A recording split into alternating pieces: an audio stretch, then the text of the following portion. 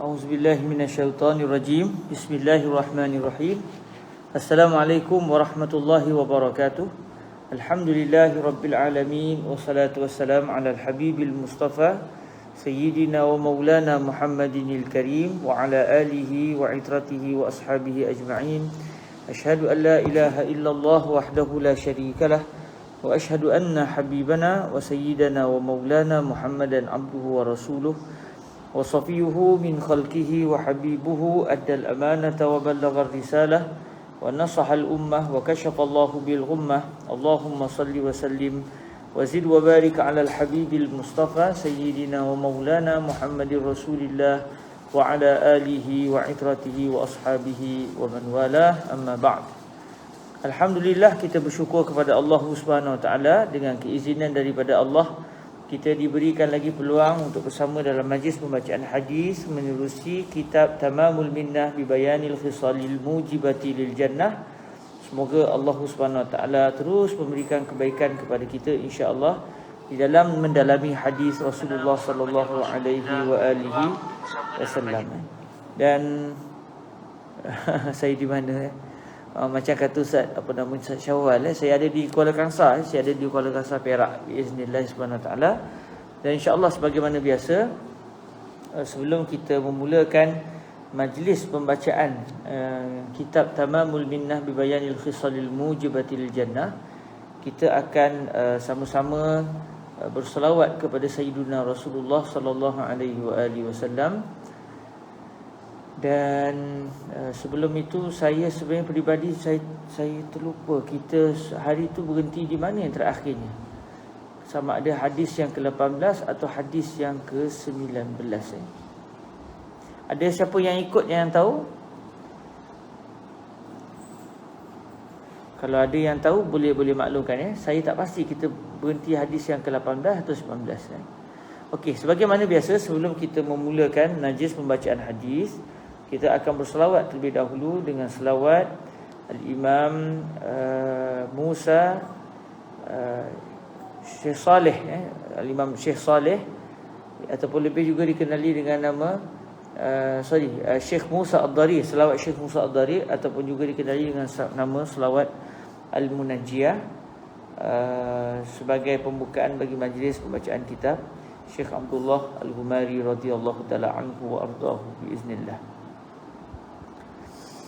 A'udzu billahi minasy syaithanir rajim. Bismillahirrahmanirrahim. Innallaha wa malaikatahu yusalluna 'alan nabi. Ya ayyuhalladzina amanu sallu 'alaihi wa sallimu taslima. اللهم صل على سيدنا محمد عبدك اللهم صل على سيدنا محمد صلاة تنجينا بها من جميع الأهوال والآفات وتقضي لنا بها جميع الحاجات وتطهرنا بها من جميع السيئات وترفعنا بها أعلى الدرجات وتبلغنا بها أقصى الغايات من جميع الخيرات في الحياة وبعد الممات وعلى آله وصحبه وسلم. اللهم صل على سيدنا محمد صلاة تنجينا بها من جميع الأهوال والآفات وتقضي لنا بها جميع الحاجات وتطهرنا بها من جميع السيئات وترفعنا بها أعلى الدرجات وتبلغنا بها أقصى الغايات من جميع الخيرات في الحياة وبعد الممات وعلى آله وصحبه وسلم. اللهم صل على سيدنا محمد صلاة تنجينا بها من جميع الأهوال والآفات وتقضي لنا بها جميع الحاجات وتطهرنا بها من جميع السيئات وترفعنا بها أعلى الدرجات وتبلغنا بها أقصى الغايات من جميع الخيرات في الحياة وبعد الممات وعلى آله وصحبه وسلم. اللهم صل على سيدنا محمد صلاة تنجينا بها من جميع الأهوال والآفات وتقضي لنا بها جميع الحاجات وتطهرنا بها من جميع السيئات وترفعنا بها أعلى الدرجات وتبلغنا بها أقصى الغايات من جميع الخيرات في الحياة وبعد الممات وعلى آله وصحبه وسلم. اللهم صل على سيدنا محمد صلاة تنجينا بها من جميع الأهوال والآفات وتقضي لنا بها جميع الحاجات وتطهرنا بها من جميع السيئات وترفعنا بها أعلى الدرجات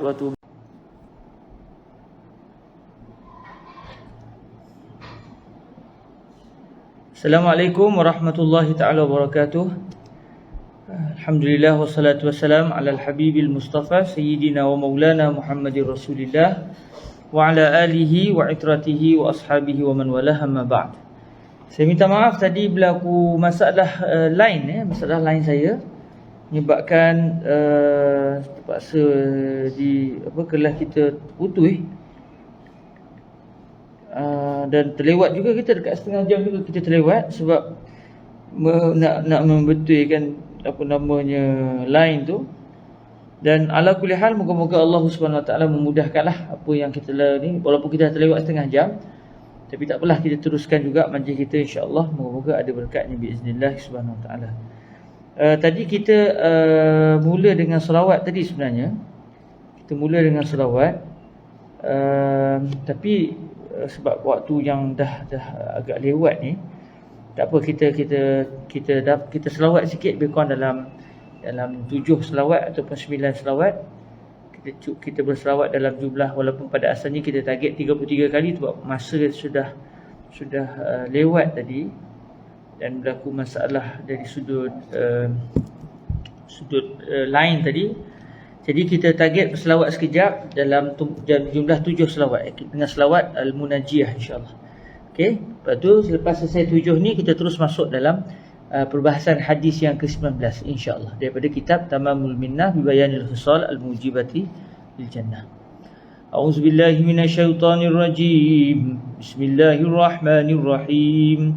Innallaha wa malaikatahu yusalluna 'alan nabi يا أيها الذين آمنوا صلوا عليه وسلموا تسليما اللهم صل على سيدنا محمد صلاة تنجينا بها من جميع الأهوال والآفات وتقضي لنا بها جميع الحاجات وتطهرنا بها من جميع السيئات وترفعنا بها أعلى الدرجات وتبلغنا بها أقصى الغايات من جميع الخيرات في الحياة وبعد الممات وعلى آله وصحبه وسلم اللهم صل على سيدنا محمد صلاة تنجينا بها من جميع الأهوال والآفات وتقضي لنا بها جميع الحاجات وتطهرنا بها من جميع السيئات وترفعنا بها أعلى الدرجات وتبلغنا بها أقصى الغايات من جميع الخيرات في الحياة وبعد الممات وعلى آله وصحبه وسلم اللهم صل على سيدنا محمد صلاة تنجينا بها من جميع الأهوال والآفات وتقضي لنا بها جميع الحاجات وتطهرنا بها من جميع السيئات وترفعنا بها أعلى الدرجات وتبلغنا بها أقصى الغايات من جميع الخيرات في الحياة وبعد الممات وعلى آله وصحبه وسلم اللهم صل على سيدنا محمد صلاة تنجينا بها من جميع الأهوال والآفات وتقضي لنا بها جميع الحاجات وتطهرنا بها من جميع السيئات وترفعنا بها أعلى الدرجات وتبلغنا بها أقصى الغايات من جميع الخيرات في الحياة وبعد الممات وعلى آله وصحبه وسلم اللهم صل على سيدنا محمد صلاة تنجينا بها من جميع الأهوال والآفات وتقضي لنا بها جميع الحاجات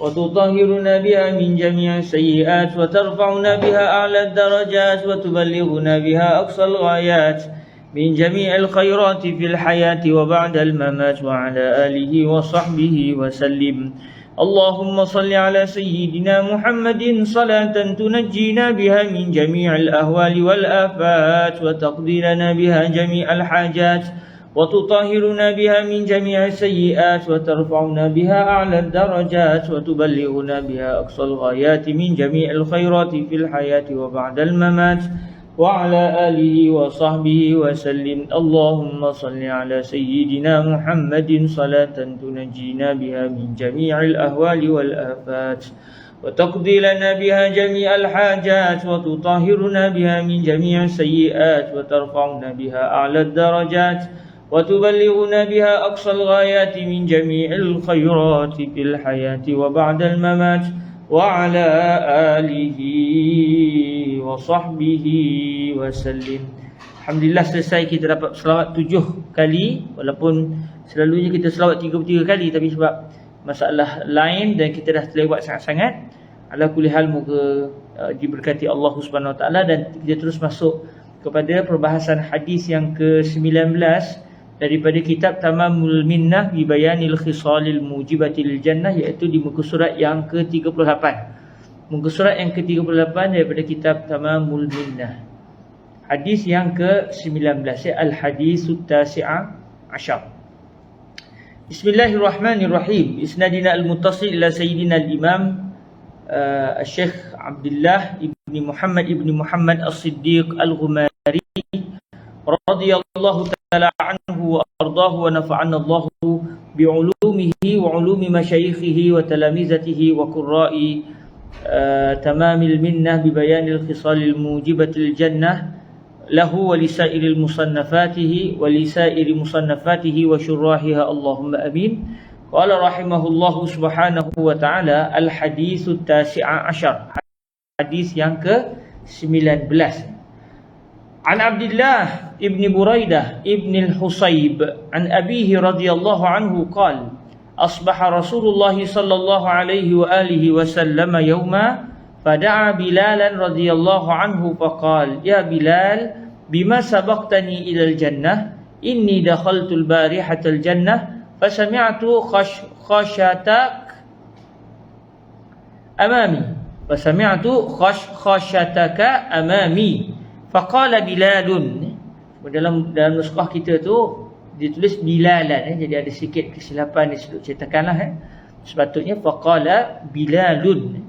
Faqala Bilal radhiyallahu ta'ala anhu ya Rasulullah ma azzantu qattu illa sallaitu rak'atain wala asabani hadathun qattu illa tawaddatu indahu. Faqala Rasulullah sallallahu alaihi wa alihi wasallam bihadza rawahu Ibnu Khuzaimah fi sahihihi. Ini hadis yang ke-19 yang didatangkan dalam kitab ini. Kalau kita lihat terjemahannya daripada Abdullah ibnu Buraidah ibni al-Husayb, daripada ayahandanya iaitu Sayyiduna Buraidah bin al-Husayb radhiyallahu anhu. Beliau telah berkata, satu hari pada satu siang Rasulullah sallallahu alaihi wasallam telah berada padanya, iaitu pada satu waktu siang Nabi telah memanggil Sayyidina Bilal radhiyallahu taala anhu. Assalamualaikum warahmatullahi taala wabarakatuh. Banyak ujian kita ya. Masalah lain, masalah macam-macam menyebabkan kelas terputus-putus ya. Ini ujian kelas buat secara live ni. Ala kulli hal, moga Allah Taala mudahkanlah biiznillah subhanahu wa taala. Baik, kita balik kepada hadis yang kita dah dengar tadi, iaitu hadis yang ke-19 yang berbunyi an Abdullah bin Buraidah bin al-Husayb an abihi radhiyallahu anhu qala asbaha Rasulullah sallallahu alaihi wa alihi wasallam yawman fada'a Bilalan radhiyallahu anhu faqala ya Bilal bima sabaqtani ila al-jannah inni dakhaltu al-barihata al-jannah fasami'tu khashataka amami. Faqala Bilal radhiyallahu ta'ala anhu ya Rasulullah ma adzantu qattu illa sallaitu rak'atain wala asabani hadathun qattu illa tawaddatu 'indah. Faqala Rasulullah sallallahu alaihi wa alihi wasallam bihadza rawahu Ibnu Khuzaimah fi sahihihi. Hadis ini bermaksud daripada Abdullah bin Buraidah bin al-Husayb, daripada ayahanda beliau, iaitu Sayyidina Buraidah bin Al-Husayb. Beliau telah berkata, satu hari Nabi SAW sudah berpagi-pagi, maknanya Nabi sudah berada dalam satu waktu siang, waktu pagi. Lalu baginda telah memanggil Sayyidina Bilal radhiyallahu anhu. Sayyidina Bilal yang kita semua sedia maklumlah. Ya Bilal, bima sabaqtani ilal jannah. Wahai Bilal, dengan sebab apa anda telah mendahului saya ke syurga Allah? Sebab apa? Sebab Nabi kata, inni dakhaltul barihatal jannah. Saya semalam telah masuk ke dalam syurga. Iaitu Nabi bermimpi, yang dalam mimpi itu Nabi telah masuk ke dalam syurga. Dan kita semua tahu mimpi para Nabi dan para Rasul adalah benar. Maksudnya memang Nabi telah melihat suasana dalam syurga dalam mimpi baginda. Lalu kata Nabi, fasami'atu khashyataka amami. Lalu saya telah mendengar bunyi kasutmu, bunyi tapak kakimu berada di hadapan saya. Maksudnya Nabi masa nak masuk dalam syurga tu, Nabi sudah mendengar cara gesekan kaki Sayyidina Bilal yang diketahui oleh Rasulullah. Nabi mendengar bunyi itu di dalam syurga. Maknanya di sini menunjukkan bahawa Nabi telah mendapati Sayyidina Bilal lebih awal masuk ke dalam syurga dalam mimpi itulah. Bukan maksudnya di akhirat nanti Sayyidina Bilal lebih awal masuk dalam syurga sebelum Rasulullah. Tidak. Kerana yang akan betul-betul masuk dalam syurga sebelum para Nabi dan para Rasul adalah Rasulullah sallallahu alaihi wasallam itu sendiri. Cuma dalam mimpi ini, suatu dalam mimpi itu belum sempat ataupun ketika Nabi masuk dalam syurga, Nabi sudah mendengar bunyi tapak kaki Sayyidina Bilal dalam syurga. Maknanya dalam mimpi itu Sayyidina Bilal telah masuk ke dalam syurga lebih awal sebelum Nabi masuk. Lalu Rasulullah tanya, sebab apa? Apakah amalan yang kamu sudah lakukan sehingga kamu telah mendahului saya ke dalam syurga? Iaitu berdasarkan mimpi tersebut. Bukan maksudnya di akhirat nanti Sayyidina Bilal masuk syurga lebih awal daripada Rasulullah. Faqala Bilalun, dalam nuskah kita faqala Bilalan. Ada sedikit kesilapan cetakan di sini. Yang betulnya faqala Bilalun radhiyallahu anhu. Ya Rasulullah, ma azantu qattu illa sallaitu rak'atain wa la asabani hadathun qattu illa tawaddatu indah. Kata Sayyidina Bilal kepada Rasulullah, wahai Rasulullah, saya ini tidak akan melaungkan azan sama sekali, melainkan saya akan mendirikan salat 2 rakaat. Maksudnya setiap kali Sayyidina Bilal selesai melaungkan azan, Sayyidina Bilal akan melakukan 2 rakaat, melakukan salat 2 rakaat. Dan kita semua tahu maksudnya 2 rakaat qabliyah. Maksudnya dalam apa salat sekalipun, lepas saja Sayyidina Bilal melaungkan azan, maka beliau akan melakukan salat 2 rakaat selepasnya. Kemudian kata Sayyidina Bilal lagi, dan saya ini sama sekali tidak akan ditimpa dengan hadas. Saya tidak akan berhadas sama sekali, melainkan saya akan berwuduk di sisinya. Setiap kali beliau berhadas kecil maknanya terbuang angin atau tertidur, maka setiap kali beliau selesai ataupun tersedar daripada hadasnya, contoh kalau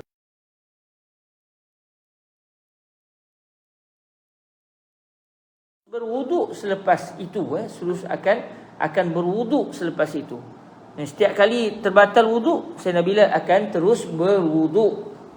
Lalu kata baginda Rasul sallallahu alaihi wasallam, bihaza, dengan ini, maksudnya dengan sebab inilah Allah telah menganugerahkan anda dengan saya dalam waktu hidup saya lagi, saya sudah mendengar bunyi tapak kaki anda di dalam syurga. Dengan sebab ini, iaitu dengan sebab 2 perbuatan Sayyidina Bilal, iaitu setiap kali Sayyidina Bilal azan, Sayyidina Bilal akan melakukan 2 rakaat selepas itu. Dan setiap kali beliau ditimpa dengan hadas kecil, beliau akan berwuduk selepas itu. Dan hadis ini telah diriwayatkan oleh Ibnu Khuzaimah di dalam sahih beliau, itu sahih Ibni Khuzaimah, rawahu Ibnu Khuzaimah fi sahihihi. Dan kalau kita lihat daripada hadis ni, kita dapat tahu bahawa peristiwa ini bukanlah maksudnya Nabi melihat Sayyidina Bilal dalam syurga itu dalam peristiwa Isra' Mi'raj. Sebab ketika dalam peristiwa Isra' Mi'raj belum ada lagi pensyariatan azan, belum ada lagi pensyariatan azan, kerana solat pun belum lagi difardukan ke atas kaum muslimin. Tapi ucapan Sayyidina Bilal kata ma azantu qattu, saya tidak akan melawangkan azan, maknanya tindakan Sayyidina Bilal ini adalah setelah disyariatkan azan dan juga disyariatkan solat berjamaah. Jadi tahulah kita bahawa peristiwa soalan Sayyidina Rasulullah kepada Sayyidina Bilal ini berlaku selepas peristiwa Isra' dan Mi'raj. Dan bila Nabi kata saya semalam telah masuk ke dalam syurga, iaitu di dalam mimpi baginda Rasul sallallahu alaihi wa alihi wasallam. Okey, kemudian kata al-Imam Syekh Abdullah bin Muhammad As-Siddiq Al-Ghumari, yufidul hadisu amrayn. Hadis ini telah memberikan dua perkara yang merupakan dua faedah. Hadis ini telah memberikan faedah kepada kita dengan dua perkara. Baik, ada dua perkara. Yang pertama apa dia? Ahaduhuma istihbabu salati rak'atain aqibal adhani lil muazzin. Disunatkan salat dua rakaat selepas azan bagi si muazzin. Lepas muazzin melaungkan azan, dia disunatkan untuk melakukan salat dua rakaat. Dua rakaat kerana melaungkan azan. Maksudnya daripada cara Syekh Abdullah Al-Ghumari menyebut ini, kita dapat faham bahawa Syekh Abdullah Al-Ghumari memahami apabila seorang muazzin melaungkan azan, dia disunatkan melakukan dua rakaat kerana dia melaungkan azan. Dan mungkin Syekh Abdullah juga memahami selepas itu muazzin itu bolehlah melakukan pula qabliyah. Tapi kalau kita faham secara umum, di sini menunjukkan setiap kali lepas azan disunatkan kita melakukan dua rakaat. Cuma cara Syekh Abdullah Al-Ghumari menulis di sini dapat kita fahami bahawa ini adalah satu sunat khusus bagi orang yang melaungkan azan. Disunatkan salat dua rakaat selepas azan bagi orang yang melaungkan azan. Bagi orang yang melaungkan azan, selepas dia selesai melaungkan azan, dia disunatkan untuk melakukan salat dua rakaat kerana telah melaungkan azan. Tapi kita yang tak melaungkan azan, contoh lepas dia selesai melaungkan azan, kita sembahyanglah dua rakaat qabliyah. Wa man qara'a al-haditha ma aznabtu qattu illa sallaitu raka'atain faqad harraf idh riwayatu thabatat bil azan la bizambi. Kemudian Syekh Abdullah Al-Ghumari menyatakan, siapa yang telah membaca hadis ini dengan cara bacanya begini, ma aznabtu qattu illa sallaitu raka'atain. Kalau kita tengok dalam hadis tadi disebut ma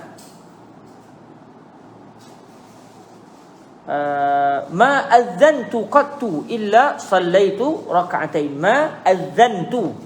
Jadi kata Syekh Abdullah Al-Ghumari, ada juga orang yang membaca hadis ini, dia tak baca ucapan Sayyidina Bilal, dia baca begini, ya Rasulullah ma aznabtu. Ada orang baca begitu, ma aznabtu. Sedangkan yang betulnya adalah ma azzantu. Dia ada dua makna yang berbeza. Kalau azzantu, saya telah melaungkan azan. Kalau aznabtu, saya telah melakukan dosa. Jadi dia dua makna yang berbeza sama sekali. Tapi satu azzantu, satu aznabtu. Kalau aznabtu, dia akan memberi makna saya telah berdosa. Jadi kata Syekh Abdullah Al-Ghumari, wa man qara'al haditha ma aznabtu qattu illa sallaitu raka'atain faqad harraf. Siapa yang membaca hadis ini, iaitu hadis cerita tentang soalan Nabi kepada Sayyidina Bilal tadi, kalau dia baca ma aznabtu, dia tak baca ma azzantu, maka dia telah melakukan dia telah mengubah hadis. Dia telah mengubah hadis. Kerana yang betulnya Sayyidina Bilal sebut ma azzantu, bukan ma aznabtu. Sebab kalau sebut ma aznabtu qattu illa sallaitu raka'atain, dia akan memberi erti saya tidak akan melakukan dosa sama sekali, melainkan saya akan melakukan solat dua rakaat. Mari kita faham dua rakaat taubat. Kalau kita baca ma aznabtu, dia akan memberi erti Sayyidina Bilal setiap kali telah melakukan dosa, beliau akan melakukan dua rakaat solat sunat taubat. Jadi akan dipahami dengan satu makna yang lain, iaitu disunatkan untuk kita melakukan salat sunat taubat setiap kali kita telah melakukan dosa. Sedangkan kata Syekh Abdullah Al-Ghumari, idzir riwayatu sabatat bil azan la bizambi. Sedangkan riwayat hadis ini bila kita telusuri, sebenarnya yang sabit dalam hadis adalah azan. Saya tidak akan melakukan azan sama sekali, melainkan saya akan salat 2 rakaat sesudahnya. Bukannya setiap kali saya melakukan dosa. Yang sabitnya adalah azan, bukannya dosa. Jadi di sini satu perkara yang diperingatkan oleh Syekh Abdullah Al-Ghumari kepada kita, jangan sampai kita tersilap baca hadis ini. Kerana ada orang telah tersilap, dia baca faqala Bilalun ya Rasulullah ma aznabtu qattu illa sallaitu raka'atain, lalu dia mengubah maksud yang diinginkan oleh hadis dan juga yang diinginkan oleh Sayyiduna Bilal ibn Rabah. Itu yang pertama. Sanihima, yang keduanya, istihbabul wudu'i 'inda kulli hadas liyakuna al-mu'minu musta'iddan lis-salati aw hamli mushaf aw nahwi zalika minal ibadat. Yang keduanya, disunatkan untuk kita berwuduk setiap kali kita selesai berhadas. Setiap kali kita berhadas, eloknya disunatkan kita tidak menangguh-nangguhkan untuk berwuduk. Terus berwuduk. Walaupun selepas hadas tu kita tak adalah berniat nak melakukan solat atau tak adalah berniat nak pegang Quran, tapi sebagai, kata Syekh Abdullah Al-Ghumari, sebagai persediaan. Kerana seorang mukmin itu dia akan bersedia untuk melakukan solat atau menanggung mushaf, nak menanggung maksud mengangkat mushaf, atau perkara-perkara lain yang termasuk dalam kategori ibadah yang memerlukan wudu. Jadi kalau kita bila nak pegang Quran barulah masa tu nak berwuduk, maka kita akan terlambat. Kalau contoh tiba-tiba masa tak ada, dah kita tak boleh nak pegang Quran. Jadi dengan sebab itu, daripada hadis ni, tindakan Sayyidina Bilal dan diperakui oleh Rasulullah sallallahu alaihi wasallam menunjukkan bahawa kita disunatkan untuk segera berwuduk setiap kali kita selesai berhadas. Setiap kali masuk tandas, contoh qada hajat, lepas tu ambil wuduk terus. Walaupun solatnya lambat lagi, waktu nak masuk lambat lagi, tetapi yang afdalnya adalah segera kita berwuduk. Biar kita itu 24 jam tolak waktu kita berhadas, selebihnya kita dalam keadaan berwuduk. Bila kita berwuduk, maknanya kita sudah bersedia untuk melakukan sebarang ibadah yang memerlukan kepada wuduk. Kemudian kalau kita tengok di bahagian nota kaki di bawah itu, Syekh Abdullah menyatakan wa hadithul wudu'u silahul mu'min la asla lahu. Ada satu hadis yang diriwayatkan yang berbunyi wudu adalah senjata orang mukmin. Yang ni la asla lahu, tidak ada sumber kitab-kitab hadis yang menyatakan bahawa Nabi pernah bersabda al-wudu'u silahul mu'min. Wudu adalah senjata seorang mukmin. Itu tidak ada asal baginya. Maknanya kalau kita baca dalam kitab-kitab hadis, ada kitab menyatakan Rasulullah telah bersabda, tapi bila kita tengok dari sudut kitab hadis yang mendatangkan secara riwayat, secara sanad, tidak ditemui hadis ini. Wallahu alam. Kalau memang ada dalam kitab hadis yang tertentu tetapi tidak sampai kepada kita, ya mungkin. Wallahu taala a'la wa a'lam. Okey. Kemudian kata Syekh Abdullah Al-Ghumari, beliau nak mendatangkan sedikit beberapa huraian yang diperlukan untuk difahami dalam hadis ini. Tanbihun. Sabata fi sahihain an Abi Hurairah radhiyallahu anhu anna Rasulullah sallallahu alaihi wa alihi wasallam qala li Bilal radhiyallahu anhu, ya Bilal, hadithni bi arja amalin amiltahu fil Islam, fa inni sami'tu daffana alayka baina yadayya fil jannah. Qal ma amiltu amalan arja indi min anni lam atatahhar tuhuran fi sa'atin min lailin aw nahar illa sallaitu bidzalika tuhuri ma kutiba li an usalli. Jadi Syekh Abdullah Al-Ghumari mendatangkan ada satu lagi riwayat hadis yang ada di dalam Sahih Al-Bukhari dan juga Sahih Muslim, yang mendatangkan satu lagi tambahan yang tidak disebut oleh hadis yang diriwayatkan oleh Al-Imam Ibn Khuzaimah. Tapi masih dalam cerita yang sama, iaitu Nabi mendengar derapan tapak kaki Sayyidina Bilal dalam syurga.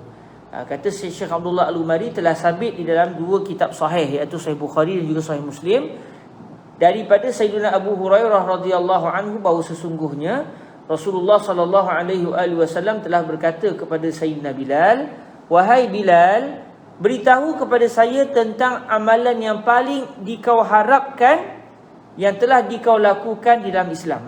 Banyak-banyak amalanmu wahai Sayyidina Bilal yang kamu telah lakukan sepanjang kamu peluk agama Islam. Apakah amalan yang paling kamu harapkan yang bagi kamu insya-Allah amalan ini insya-Allah Tuhan akan terima. Dalam banyak-banyak amalan, amalan apa yang paling kamu rasa insya-Allah Tuhan akan terima amalan kamu? Kenapa? Kata Nabi, kerana sesungguhnya saya telah mendengar derapan dua seliparmu, dua kasutmu berada di hadapan saya di dalam syurga. Maksudnya Nabi sewaktu Nabi mimpi masuk dalam syurga itu, sewaktu Nabi mimpi masuk dalam syurga, maka sewaktu Nabi berada dalam syurga, Nabi mendengar di hadapan Nabi ada bunyi tapak kaki Sayyidina Bilal. Maka ini menunjukkan Sayyidina Bilal sudah dijanjikan oleh Allah dengan syurga, sebab mimpi Nabi adalah benar, tidak ada diganggu oleh syaitan. Jadi apabila Nabi bermimpi bunyi tapak kaki Sayyidina Bilal dalam syurga, cuma Rasulullah mimpi itu tidaklah melihat susuk tubuh Sayyidina Bilal, cuma dengar dari jauh bunyi tapak kaki Sayyidina Bilal. Maksudnya cara Sayyidina Bilal berjalan itu diketahui oleh Nabi. Maka ini menunjukkan beliau telah melakukan satu amalan yang dengan sebab amalan itu Allah Ta'ala masukkan beliau ke dalam syurga. Lalu kata Rasulullah, tanya Rasulullah kepada Sayyidina Bilal, banyak-banyak amalan yang kamu lakukan, apakah amalan yang paling istimewa yang dikau telah lakukan, yang dikau harapkan inilah amalan yang moga-moga membawa kamu ke dalam syurga. Kata Nabi, kerana sesungguhnya saya telah mendengar derapan dua seliparmu, dua kasutmu yang di hadapan saya di dalam syurga. Lalu kata Sayyidina Bilal, saya tidak melakukan satu amalan yang paling saya harapkan di sisi saya. Banyak amalan saya, tak ada satu amalan pun yang saya rasa Tuhan akan terima. Saya buatlah, tapi saya sangat takut kalau Allah tidak terima amalan saya. Itu maksud beliau, saya tidaklah melakukan satu amalan yang paling saya harapkan di sisi saya daripada satu amalan ni. Banyak-banyak amalan yang ni yang paling saya harap. Saya tidak akan bersuci dengan satu kesucian. Maksudnya saya tidak akan berwuduk. Maksud saya tidak bersuci di sini, maksud saya tidak akan berwuduk pada mana-mana waktu sekalipun, sama ada waktu malam ke, waktu siang ke, melainkan saya akan melakukan solat dengan sebab kesucian tersebut, apa saja yang telah dituliskan untuk saya daripada solat. Maknanya kata Sayyidina Bilal, ya Rasulullah, banyak-banyak amalan, tak ada satu amalan pun yang paling saya rasa lebih istimewa, lebih daripada amalan ini. Apa dia? Setiap kali saya berwuduk, tak kira waktu siang atau waktu malam, selepas saya selesai berwuduk, saya akan melakukan solat sunat. Saya akan melakukan solat sunat disebabkan wuduk tersebut. Maksudnya di sini kita dapat tahu Sayyidina Bilal telah melakukan solat sunat yang namanya sunnatul wuduk, sembahyang sunat selepas kita selesai berwudu. Jadi maknanya kalau dengan hadis riwayat Imam Al-Bukhari juga Imam Muslim ini, kita dapat tahu bahawa ada satu lagi amalan Sayyidina Bilal, iaitu beliau selain daripada dua amalan yang disebut oleh hadis riwayat Imam Ibnu Khuzaimah, dua amalan tu apa dia? Setiap kali beliau melakukan azam, beliau akan solat 2 rakaat, dan setiap kali beliau berhadas, beliau akan melakukan solat sunat. Setiap kali beliau berhadas, beliau akan melakukan solat sunat. Jadi didatangkan juga huraian yang sama di dalam hadis riwayat Imam Bukhari dan juga Muslim, iaitu dalam riwayat Imam Ibnu Khuzaimah, setiap kali saya berhadas saya akan berwuduk. Jadi dalam riwayat Imam Bukhari Muslim disebut bukan sekadar berwuduk, tapi setiap kali beliau berwuduk, beliau akan melakukan solat sunat wuduk. Jadi ada 3 amalan Sayyidina Bilal. Setiap kali lepas azan akan sembahyang 2 rakaat, setiap kali berhadas akan terus berwuduk, dan selepas saja berwuduk beliau akan mendirikan solat sunat wuduk. Kemudian dihuraikan juga di sini tentang apa maksud daffana alaik. Dalam hadis sebut daffana alaik.